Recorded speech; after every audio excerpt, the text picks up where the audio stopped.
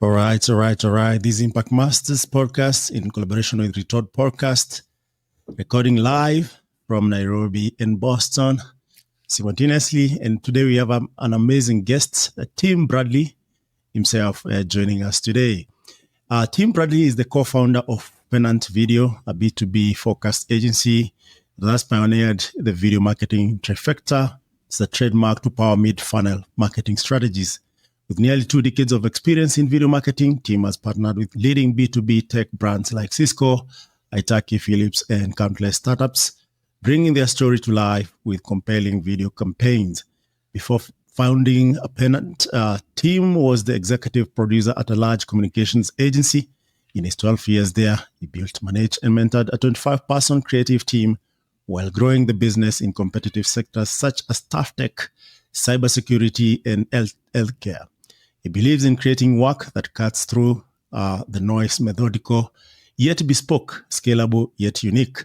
Beyond client projects, Tim mentors aspiring creatives through workshops and portfolio reviews, reinforcing his belief that elevating new talent fosters a more innovative and story-driven industry.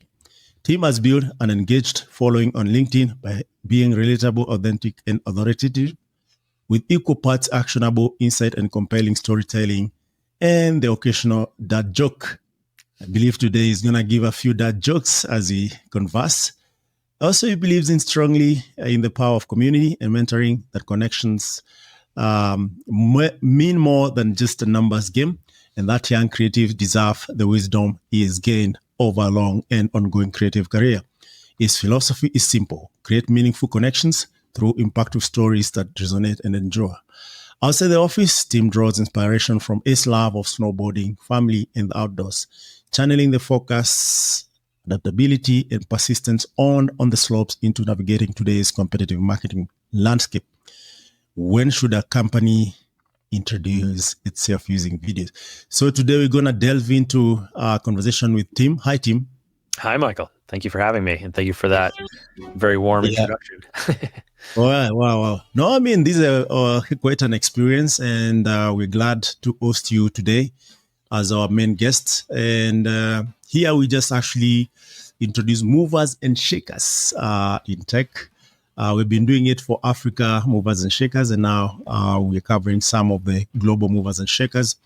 Telling the stories that really matter and sharing technology, information, and knowledge that really moves the needle when it comes to different aspects of life, as well as highlighting key innovators in the ecosystem. But without further ado, this is just what the official formal, who Tim Bradley is. But I know here we like going all the way back, who is Tim as a person?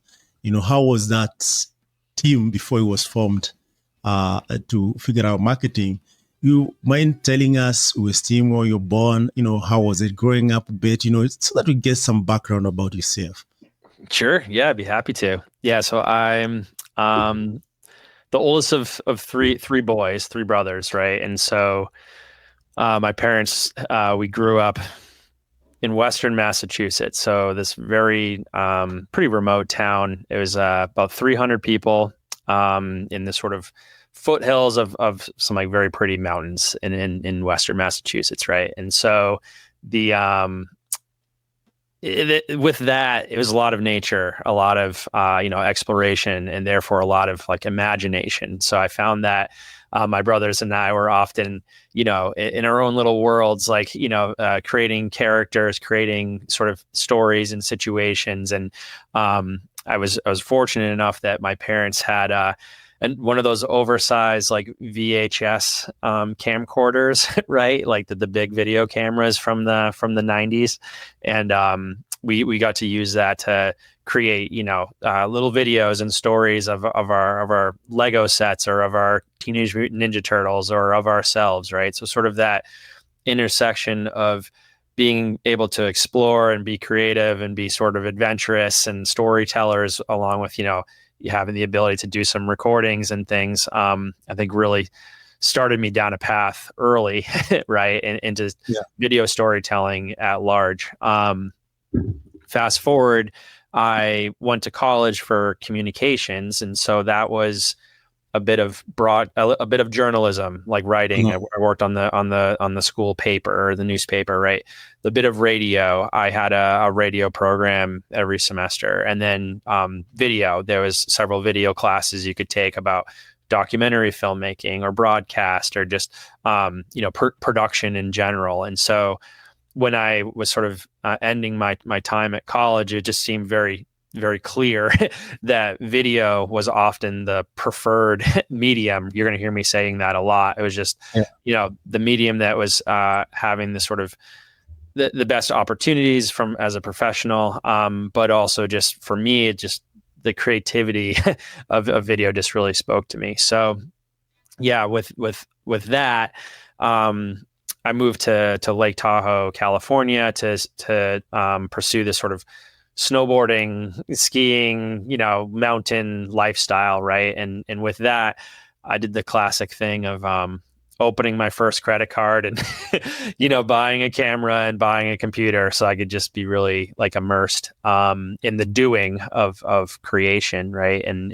in video, just be very immersed in that. So looking back on that, it was this sort of culture of skiing and snowboarding, and a lot of it is very very fluid, very you're feeling very inspired. You're just sort of inspired by the mountains and the people, and there's no like right or wrong way to necessarily to do those sports, right? And so the combination of that with video just really allowed me to just like explore and learn all parts of the camera and how to edit a tight story, how to edit to music, like how to edit and conduct interviews and et cetera. So I really feel that those 4 years after college were even more like enriching, right? Because there wasn't anyone telling me, there wasn't anyone necessarily like advising along the way, like in a college or in a school situation, but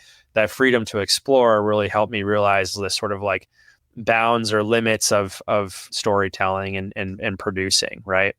And then from there, I when we moved back to Massachusetts, I found this job as a video production specialist inside of a public relations company, and that was really such an awesome opportunity to be that sort of first creative hire inside of a burgeoning agency, right? And that opportunity to continue with that autonomy and that sort of entrepreneurial spirit, as I'm realizing later, right? That like entrepreneur is the way I describe it now. I was there for 12 years and helped build a really robust team of creatives. We did motion design and animation. We did podcasting. We did live events and production and broadcast and all sorts of video across all channels, right? Like internal communications and employer branding, to social media, to live events, to recruiting, so really like so immersed in the medium. It was like the best thing for it. But then I also got to understand different industries, from healthcare and cybersecurity and climate technology and green technology and these sort of like always cutting edge, innovative industries. And that really like spoke to me as like the person I am in this stage of my life, right? Maybe it's because I had a couple kids and I want a safer, more secure, sustainable future for them, right? But that's sort of what the combination of all those things, the skills, the relationships, the networking,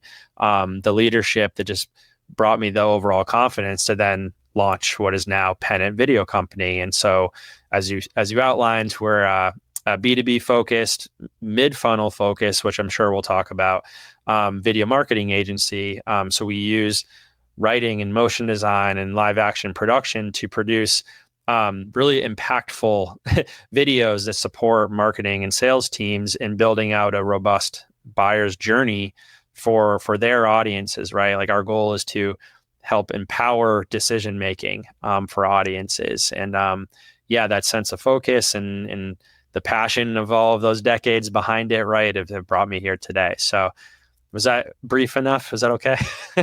No, I mean, I also have many questions, but definitely that was really comprehensive in terms of, understanding with Tim Bradley. overall.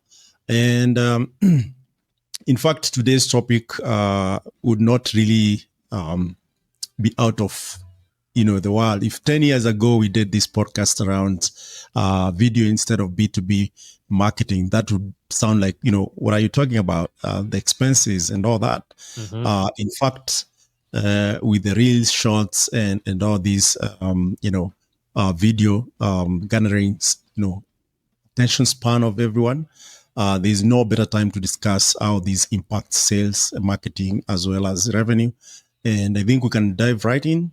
So how did you just decide at the end of the day, this is it, and what research advisor before, you said, okay, I want to, go to Pennant and start a Pennant video. I have a team that actually offers this as a service or as a product. Yeah, I love that question because a lot of it really centers around like a sense of like purpose and focus, right? Again, like so much sort of love and affinity for that agency experience, but there is this saying that 1 year at an agency is like 3 years in-house, the sort of like dog years equation, right? So that was really true, and a lot of it wasn't necessarily like burnout. It was more this sense of like lack of focus. So we were producing so much work for all sizes and scales of companies, from like Kickstarter, earliest of foundation, to like Fortune 5, right? And then every channel, every sort of style and length of video. And it just got to this point where I was sort of losing the forest for the trees, right? Or it's just like, I'm not sure the impact of this work that we're producing anymore, like in its broadest sense, right? So for me, the intention of Pennant to be really mid-funnel focused with a framework, that video marketing trifecta, that supports sales and marketing teams to build out that buyer's journey, was really the thing that helps continues to help me get out of bed every day. That like the work that we're producing is helping decision making. It's helping these brands that have really important missions of safety, security, or sustainability, and so those set of values align with the focus of the craft and the message and the audience is really what's helped like synthesize our business, right? But I love what you said about the 10 years ago, because it's totally true. Like when I was inside that agency as that video production specialist, YouTube was only like a couple years old, right? I mean, it sort of speaks to how old I am now, but like that it was known as a place of cat videos, right? It wasn't like a place for business. It wasn't a place for, it wasn't attached to Google, as like the second most powerful search engine in the world, right? So there's just been such an evolution and in my mind, like overall adoption of the medium, and certainly in marketing, right? Like marketers have not just come to learn, but just really like appreciate that while video is sort of challenging to conceive and produce and iterate on, like it just has such a important ripple effect across their brand ecosystem, like how they produce their creative.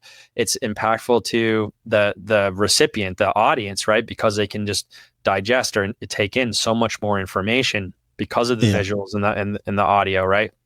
It's the most primed for storytelling. So I'm not trying to convince you. It's just more that like, it's just funny how in the 10 years, just video is so prolific, right? On all channels. And here we are today on a live podcast that's with video, right? Because there's that expectation. Yeah, absolutely. They say if it's not seen, it didn't happen. Yeah, exactly.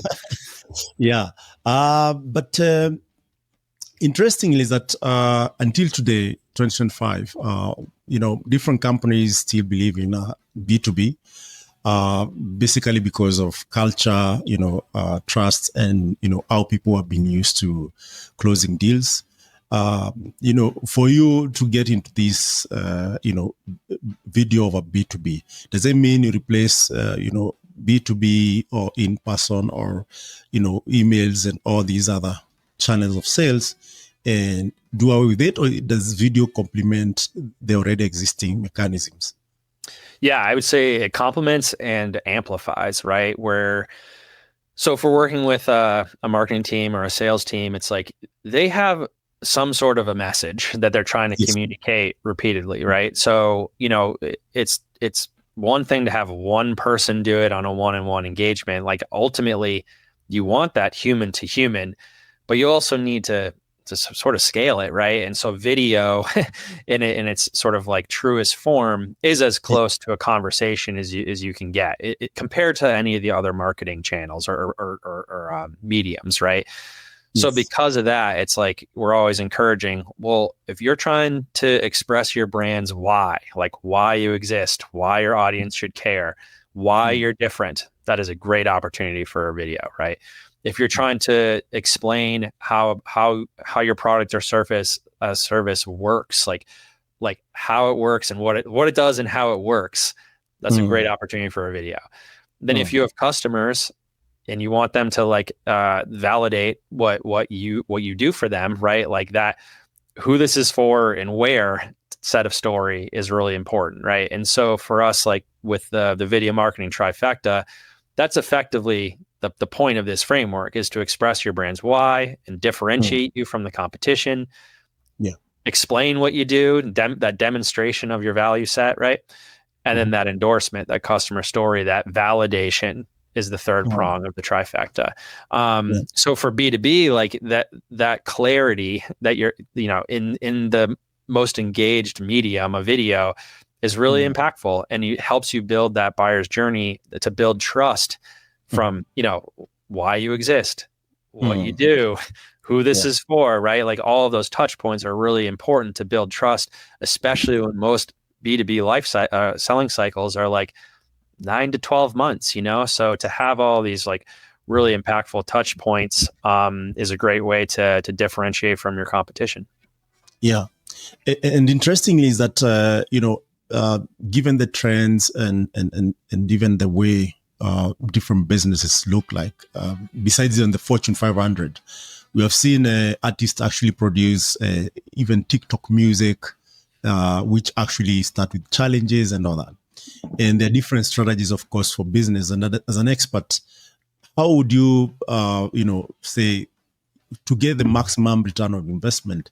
Is it driven by creating original content that addresses the business, or is it good to go with the trends, or is it just to break the mold and create something that is kind of outside the box? How do you go about this to get the maximum return of investment?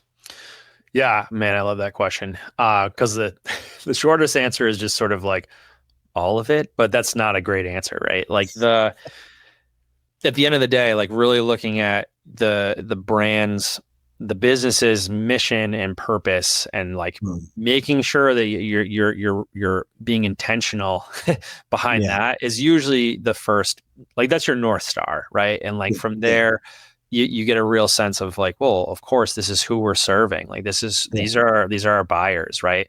These are where our buyers exist. Like they're on these respective channels and these places. They're in these rooms. They're having these conversations, right?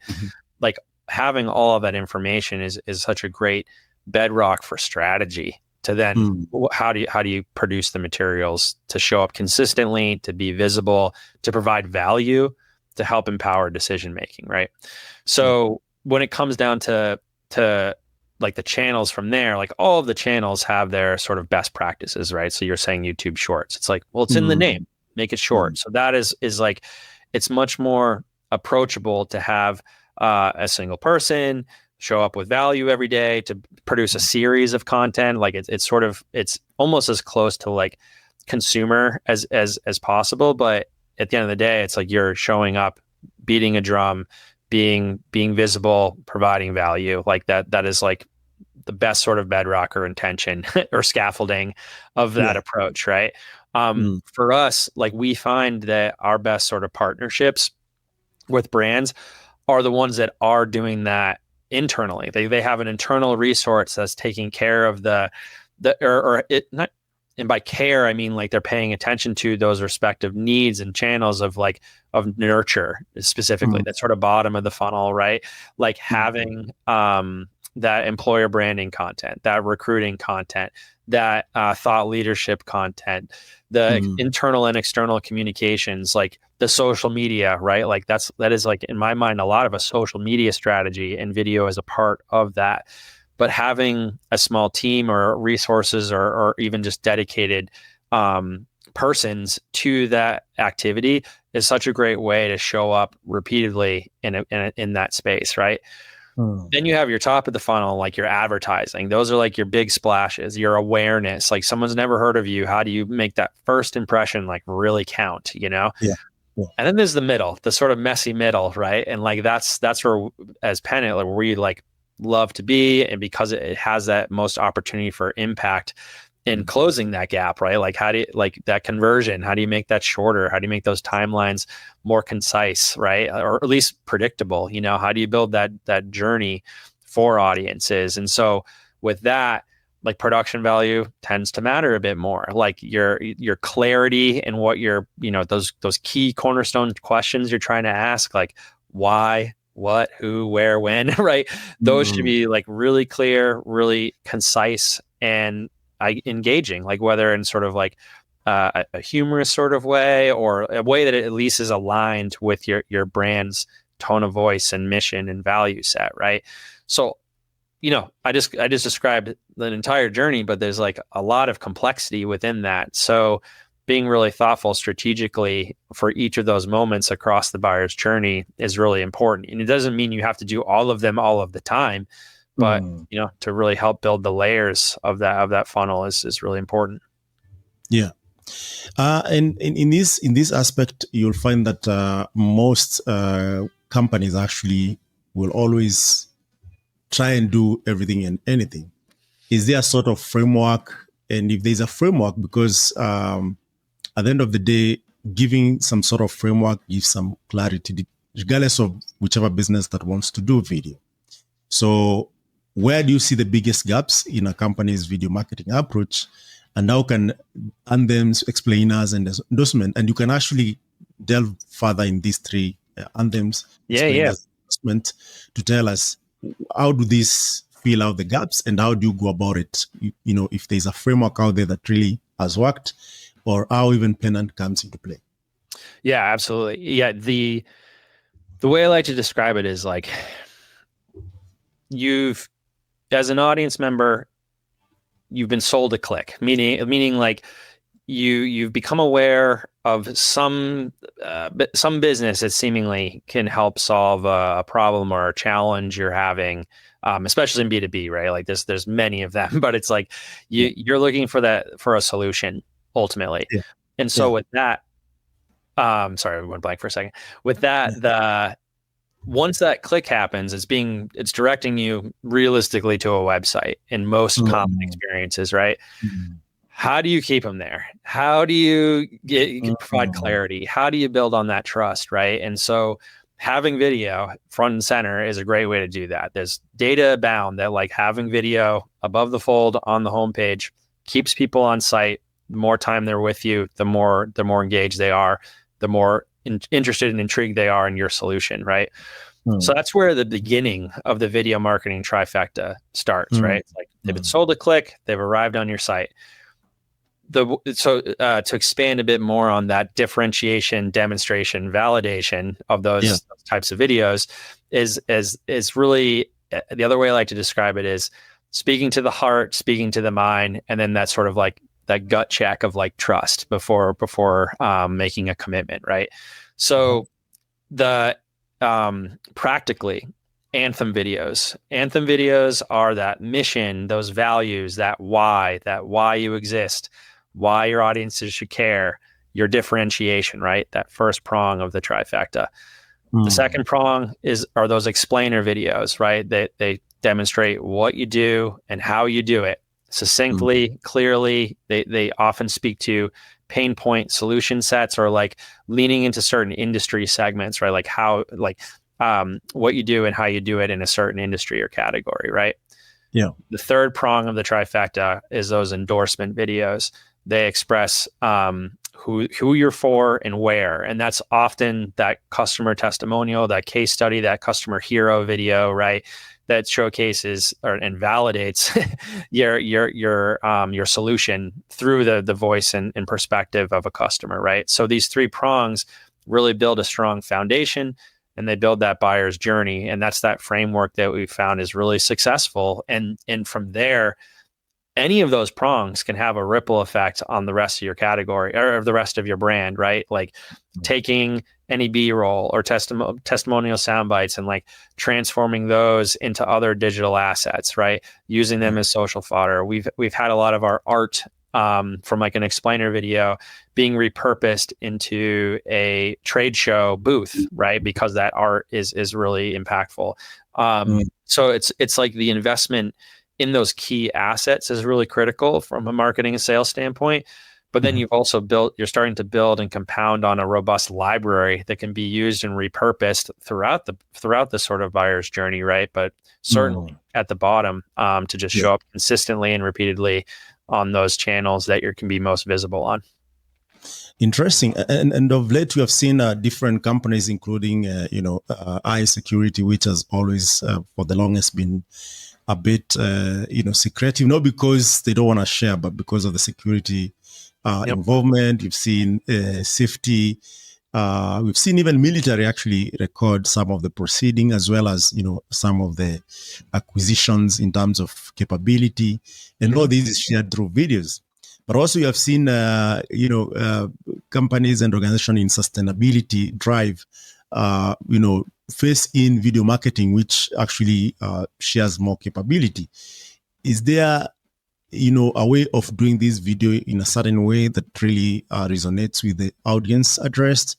Or how do they do specialized storytelling that really compels the intended audience or customers to really relate to it? And how do they stand out? Because at the end of the day, if it's fundraising, everyone is fundraising. Yeah. If it's security, of course, it has its own issues.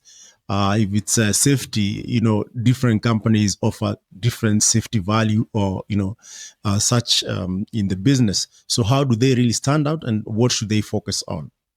Yeah, I always encourage a couple things. Like, one is someone should be paying attention to what the audience is looking for and desiring, right? And some of that can be in the analytics of your different social platforms or at your key events or talking to sales, right? Anyone that's on the front lines of conversations with customers, they are primed to help support your storytelling and video marketing initiatives, right? Yeah. But like on the whole, you got to look internally too. Like, if there's a message that you're either struggling to synthesize, or there's a moment of inflection. So like a company rebrand, or a company launch of a product or service, or a sales kickoff, or a customer experience event. Like, these are really really important moments in time. There's a lot of attention. There's a lot of concerted effort internally, working in lockstep to support this moment in time. That is such a great time to produce video that is like of high impact, high value, right? Because it's that, we call it that flagship asset, right? Like that blue chip material that is such a great way to align the communication, align brand mechanics, and then it can be that ripple effect at the same time to like get your message out across your channels and across your audience segmentations. So it's sort of the cross section of those, right? Like, someone needs to be paying attention to the needs of customers and their desires and what they need. That's inevitably happening in the business, right? But it's like someone's ear to the ground to the storytelling moments, and those are usually through the eyes and ears of customers, right? And then the calendar. What are those key moments that are happening in a calendar year, and how can we make the most impact in those moments? Video is that path, right? So I'm often encouraging a video first mentality, meaning if you're like, okay, we're going through a company rebrand, how do we lead with video? Because video is the most like complex medium. There's the message, there's the tone of voice, there's the brand, there's the words, there's the sentiment of like, what is the music, what is the feeling, the vibe we want from this thing, what are the pictures or the images, like, it is perfectly complex. But if you put in the effort to produce that piece, it sort of invariably supported so many other aspects of decision making. Like, how do we say our message in 60 seconds or less, right? Great. That's going to have a great impact across all of your marketing and sales. How are we showing up visually? Great. That's going to really, have an impact across your brand identity and how you produce your visuals for all your social channels, right? Like, what's the tone? Like, what's the mood we want to evoke here? That really aligns everybody in how they communicate this message, like in person or at events or on socials or in emails and all of it, right? And then there's that library where it's like you've produced this really impactful moment, this video. You can carve that up into static graphics. You can carve that up into animated GIFs. You can make shorter form versions. You can make vertical versions for social channels, right? So now you have a relative like campaign of assets that can be put into email, onto social, into trade shows, into the hands of your sales force on their desktop, for in-person or virtual meetings, right? So again, impact is a word that I use time and time again because it's the most sort of close to the moment, to what video can really do for a business. Absolutely. And that actually brings me to the next question, which is around, at the end of the day, people now are shooting videos using their phone, using the minimum viable, gadget that is available. And, at Trifecta, you guys offer it professionally. At what point do someone actually outsource this work to you? And why is it important for B2B to really, outsource this work to you? And in this case, why does it make it a critical difference in driving conversions, and focusing on that mid funnel? Because at the end of the day, there's always the awareness that is created and some activation that really goes thousands and thousands, but then you close maybe 10 or 20 businesses. So why is it important to either do it internally, or at what point do you, even if you're doing it internally, to outsource it to Pennant do this work for you?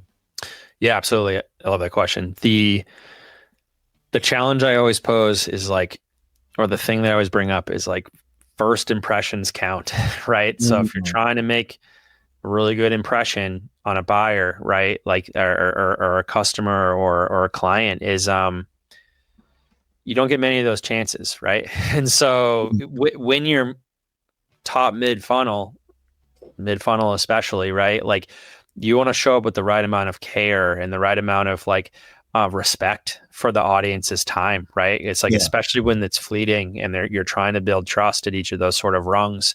So while it's like the funnel's sort of inversed. It's like you can do a lot of content at the bottom, but that's because you've already built trust, right? And people now just want to show up to see that they're supported, to learn more about your product rollouts and like the innovations that you're always working on, to see your people in action. And so that is totally fine for like a lower production value. It's more like getting your people to show up and build trust on that human to human level.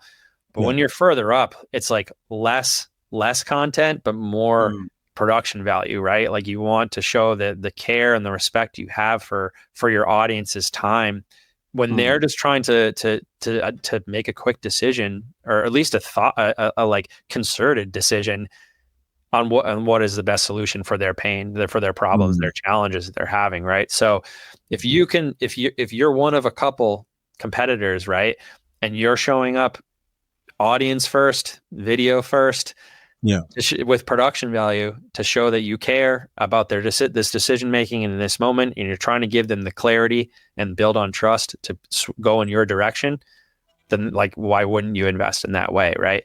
Especially when it has that ripple effect across brand and channel and content marketing at large, right? So that's how I usually put it back in sort of my client situation, is have them consider, well, if they're the audience, how do they want to be perceived, and so that care and intention and clarity, those always come together. I mean, that actually brings me another question that is very important. As you're speaking, I was thinking about it. Shooting the video content is the easy part. There is always the strategy, the planning, and what do you want to see. But that video is as good as it goes out and as it's promoted. How do you advise your clients to really go about it? Do they even set a budget for promotion? Do you actually include this in when you are quoting? And do you help do it, or do you just say, here are your videos and these are how you share it, this is a strategy, this is the roadmap on how you share it, or how does it go? Because I might have the best of the videos, but if no one sees them, yep. they're just videos, right?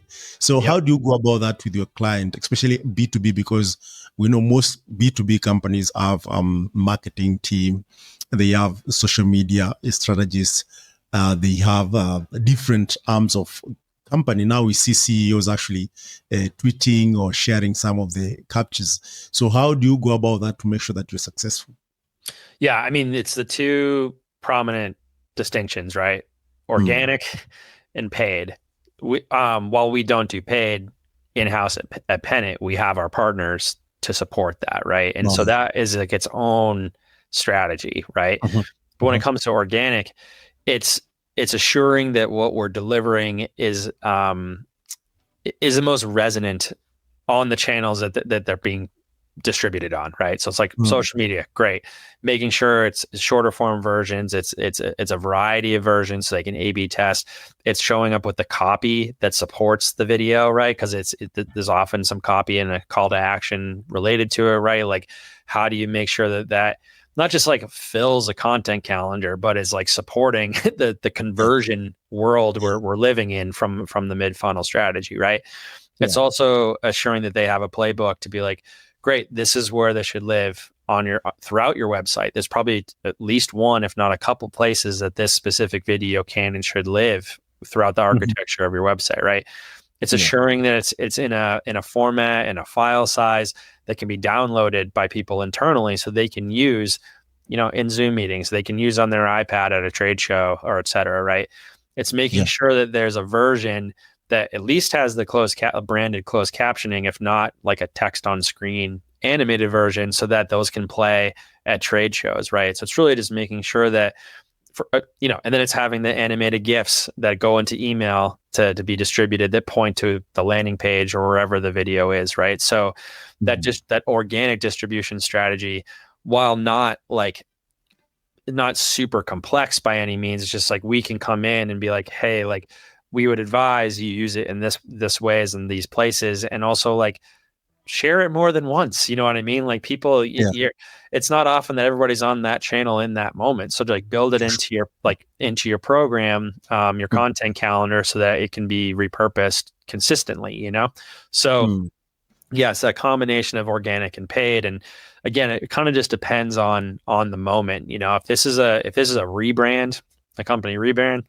We're often encouraging some paid, because it's like you're trying to capture new audiences or new potential clients, right? While also like informing your current clients of like what this means in this moment to them as a customer, So it sort of just depends, I suppose, on like the purpose of the trifecta and like the content that you're creating in that moment, right? And then just the moment of the business and what you're trying to do and activate based on the work. Yeah. And now we have seen emergence of AI, and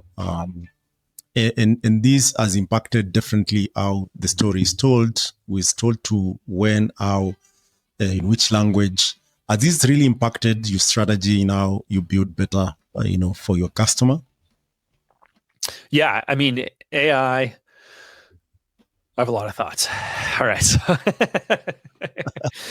like, even for us, it's a really attractive shortcut, right? It's like we can produce transcripts out of interviews. Like we can, within our editing software, it can help us, sort of shortcut a few things. But the concern I have is when we have conversations with clients or customers, they're like, well, let's just produce the whole thing in AI, or let's use, one of these AI video generators to do it. It's not that it's like wrong. It's just, is that shortcut gonna build trust with your audience. It always just goes back to trust. Like, in what you're producing, does that empower decision making by your audiences, and does it build trust during that moment, right? So yeah, it's all really attractive, and honestly, as a creative, it's like, wow, this is really, really powerful. But I think it's just like making sure that the intentions and the reasons for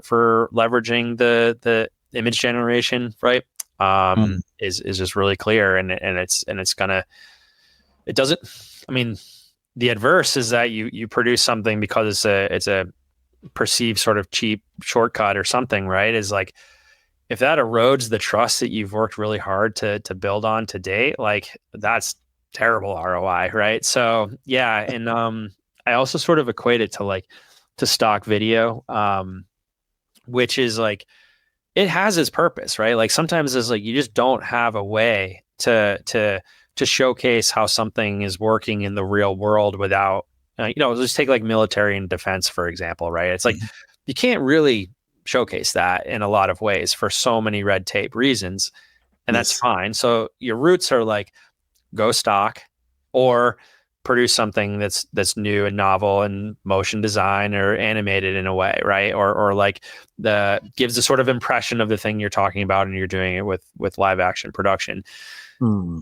The shortcut with stock is that, well, you get it done and you can go to market and use it, but invariably a lot of your competition is probably using the same stock, right? Because this is a challenge in that industry. And so your buyer being like, well, this looks the same, this stock video looks the same as this other one, like, this doesn't help with my decision making, and doesn't build on the trust that I want to have with this customer, or with this business. So yeah, so it's often just like caution combined with care, right? Just like making sure you're careful and providing, showing up with care for your audiences. So yeah, and I get it. It's like, you're hungry to use this tool. You're eager to get it out there, to have it start working on your behalf, to compound your efforts. But yeah, it's not like one misstep or anything can ruin that. But it's just those small decisions in the creative certainly do have a long-term impact.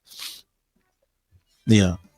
And actually, with trust comes authenticity, right? And in this case, you have to really tell your own story and be out there, sometimes vulnerable, sometimes sharing what has always been a secret, or perceive that if it's shared out there, there will be compromise, and especially in the military, defense, and any other industry which actually considers data privacy as an issue.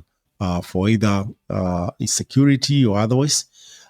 So why is it essential for marketers to prioritize authenticity in their videos, and what steps should they take to ensure they truly resonate with potential buyers or potential customers?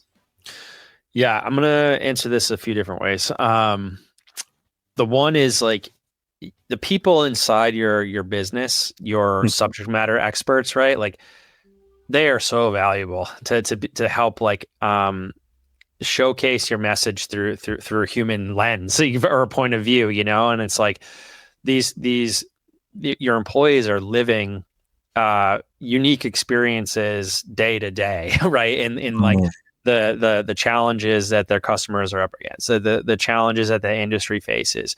And so having the capacity, and honestly a bit of courage, to just like show up and present these thoughtful sense of purposes, right? As the person on camera, often just in this type of way, right, is really, really helpful from a brand, because it's like, it humanizes that brand. It shows that you are trustworthy people behind the brand's sort of like allure of logo and color palette, and so that posture and ability to show up on camera is a really important skill set for any professional, right? So, and it's really valuable to a brand to have someone being able to do that, either in this way, or of course like on a stage or something like that. So it's always like, from a professional POV, really important way to do that, right? But when it comes to like the production and writing and craft of like the sort of higher production value, right? there's a lot of like control within that creative. It's like, yeah, the creative development and expression is a bit not like freewheeling, but it's meant to be like a bit ambiguous because you're exploring, you're trying to be like, what is the right sort of avenue or path to take here creatively or visually or tonally, right? But once you arrive at that sort of milestone, there's a lot of control within the words and like how you're portraying an idea, how you're conveying an emotion or a sentiment, right? And so there's a lot of opportunity in there to, you're not trying to like skirt around anything, but like you can sort of be matter of fact. Like if there's if you work in a business or in an industry that has tremendous NDA considerations, it's like, that's okay. Lean into that and describe it as it is. And like, people will trust you for that. And like, oh, that makes sense, And so I think it's that combination, right? Of like putting your people, giving them like empowering them and supporting them to put their ideas and intentions out there that align with you, because, they're working on you're working with them and they're working with you, right? From an employer's standpoint. Yeah. And just being careful in how you show up for your audiences with the higher production value, mid-funnel types of content. Interesting. Now, this actually gives me some perspective here, given your experience in the industry.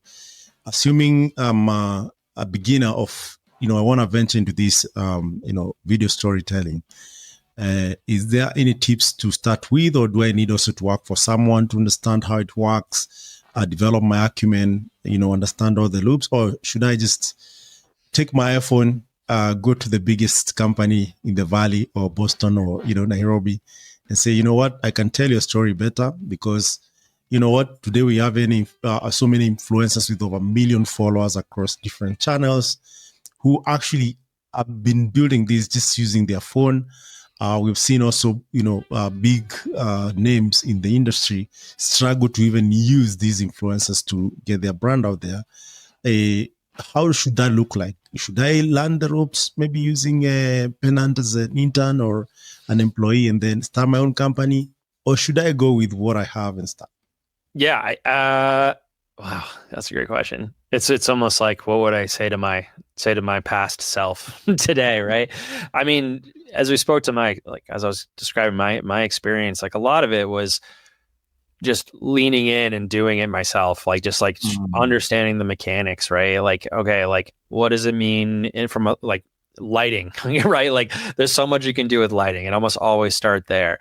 Starts there. And then it's like, all right, what about the movement of a camera, like the perspective of the lens, right? Like the perspective that I want the audience to have, like the feeling that evokes through that. And then of course, audio, it's like, yeah, of course there's like the spoken message, but then there's like the undercurrent of a music bed or the tone there, the sound design to like help bring the audience in, right? So it is tremendously complex, but like you kind of don't know that until you do it yourself, right? So it's like just diving in is kind of the best first thing I would say. But have the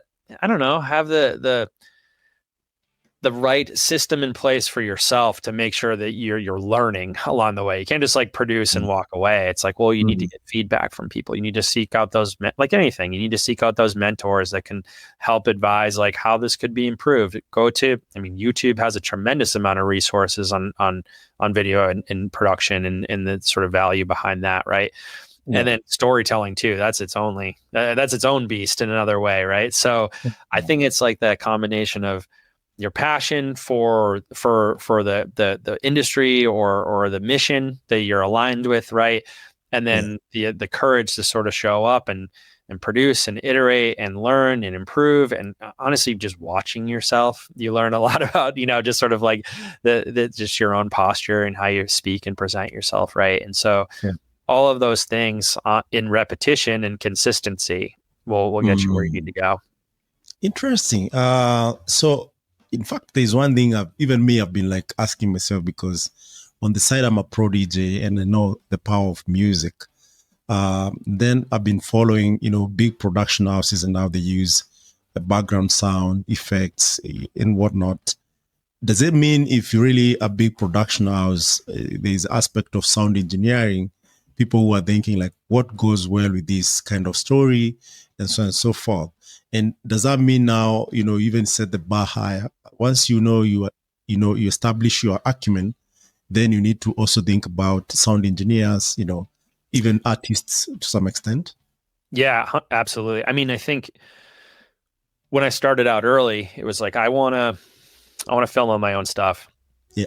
But then I need to edit it. So I was like, great. I learned sort of those two like key elements, but then it's like the pre-production of planning and like having a sound logistics plan and like lighting plan and just all of those, the strategy behind it all, right? It's like you start to become a well-rounded like jack of all trades, right? But eventually, and this is where I'm at in my career, it's like working with experts in each of those parts of the system. So like the director of photography, someone that's like really paying attention to the lighting and the mood and the capture of what we're trying to produce here, right? Yeah. Working with that sound engineer, the person that can like really get the best tones out of whatever, it's the voiceover, if it's the room that we're in, right? Like the sound design to help like lift up the things that we're showing, right? Working with writers, like someone that are really, really excellent at their craft and choosing the right amount of words that can be compressed into a 60-second video is an incredible skill, right? And then editors, right? Like someone that can take a mountain of footage and condense it down into a paced and compelling and engaging visual story, right? Is a really true art form. So yeah, it's one of those things where like if you do it all yourself, you learn and have a tremendous respect for all the different components of like how video is produced. And that's a huge leg up, right? But then eventually you'll recognize in yourself, like, what are the things that sort of bring you the most energy, or the things that you're most sort of like passionate about, that the parts of the craft that you really are just excited about, frankly, right? And the others, you'll find those key players that are also really passionate about the things. While you're not passionate about them, they synergize and they connect together in a puzzle, So yeah. Interesting. And this actually gives us a chance for you to give where if someone wanted to engage you, where do they find you, and what does that mean? Do you serve US businesses? Do you serve global businesses? If it's global businesses, how does that work? Do you come on the ground? How does it work? Yeah, no, I appreciate that. Yeah, so from a business standpoint, so Pennant Video, we're at pennant.video or pennantvideo.com. I should actually mention that while you're there, we have a ungated, we call it a playbook, but it's an ebook that supports a lot of what we talked about today. That's sort of funnel focused playbook to help marketers better understand like what is the right type of video where when building out a buyer's journey, right? And where to sort of put the most concerted effort. So yeah, I encourage anyone to go to the website and can grab that ebook. It's just a PDF download. There's also a little quiz in there, which is fun. It sort of like helps you understand like where you're at in your own sort of video marketing development journey. So that's I've heard that's really helpful for folks.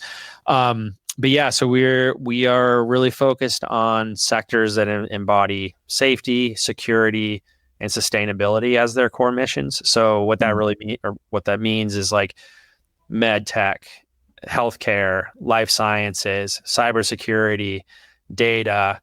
Oh, nice, perfect. Yeah, so there's that pop up that just came up. Where was I? Green tech, climate tech, right? So all of that is where we really aspire to be, and that we know we can really support these really innovative and competitive industries, right? With the power of video. These are usually like high growth types of businesses, or like really mature enterprise, right? Like ones that need a lot of good video, or ones that need like very selective good video to help amplify their message, right? So that's where we exist. But then for me personally, right, like I'm very active on LinkedIn, like you said. So you can find me at Tim Bradley Pennant. Our business has a LinkedIn too, but that's the primary channel for us. So there's a few examples of our work there. There's a lot more where that came from. We're actually, I'm like sort of chuckling because we're redoing our website right now. So in about a month's time, there'll be quite a bit more examples on there. But yeah, I'm excited for people to check out the work and if they want to learn more about just video marketing strategy at large. I'm on LinkedIn. Nice. And this is good. Definitely looks like you have done some really, really good work. Maybe as we check out your work, as we conclude, we normally do proverbs, right? Your favorite proverbs. Then because you have good daddy jokes, you can give us one of those. And if you are an avid reader, which is the best book that you could read the rest of your life if you had to read just one book? Oh, wow. Those are tough questions. I'm like looking on my bookshelf above me right now to see what I might say. A proverb. Yeah, I'm not sure about a proverb specifically, but this the microwave as you know it is history. Well, a mentor of mine gave me this phrase. You can do anything for 90 days. And that I found has been really helpful when I'm, as that sort of business entrepreneur, right? Is like, this feels really challenging to like onboard this new system or onboard this new or produce this new part of our system, right? And the mechanics of that is just like getting started is always challenging, right? But like the mentality of you can do anything for 90 days is just like been really helpful for me as like a bit of a mantra. And it's like, you're right. Like suddenly you're like an expert or at least on the path to being an expert after that 90 days. Right. So a lot of that just helps with helps you build a framework for consistency and just making sure it's sustainable and predictable. Right. So I think that would be it. Yeah. Any daddy jokes? Dad jokes. Oh man, I wish my son was here. He's really good at them. No, it's usually like the beauty of a dad joke is that it's often like in the moment of life. As you see something and you riff on it, and it's so silly. So I have a 9-year-old daughter and a 6-year-old son, and so it's wow, really living that dad life right now. It's fun. Yeah. Awesome. No, I mean that's really awesome, and thank you so much, Tim, for making time for this. It's just the beginning of the story. I'm sure we can loop in future and talk about more about I'd be happy to. Pennant is doing. I like some of those innovation. Possibly if you come or we meet in San Francisco, Nairobi, we can actually meet in person. Likewise, if you come to the East Coast, if you come to Boston or New York, let me know. Definitely, I normally come there. In fact, I was there last year. It's just that we're not connected. But without further ado, this is Impact Masters. We also offer software as a service, design as a service, developer relations and developer community and developer experience as a service. We are a community that is thriving, trying to connect the Silicon Valley and Nairobi, which is Silicon Savannah, with the intention of bringing all the innovators together. And we've started with the stories which we're telling for all the innovators around the world, with the intention of also building a hackerspace that people can join, creatives, engineers, creatives to be able to, fuse the energy as well as tell their story. So I work for Africastalking, which is a communication platform as a service, offering 2G solutions, that is SMS, USSD, voice, and now CAI, which is more or less the voice with AI in collaboration with our partners like Google and Mozilla. So you can check us out at africastalking.com and impactmasters.io. My name is Michael Kimathi. Until next time, enjoy. Goodbye, everyone.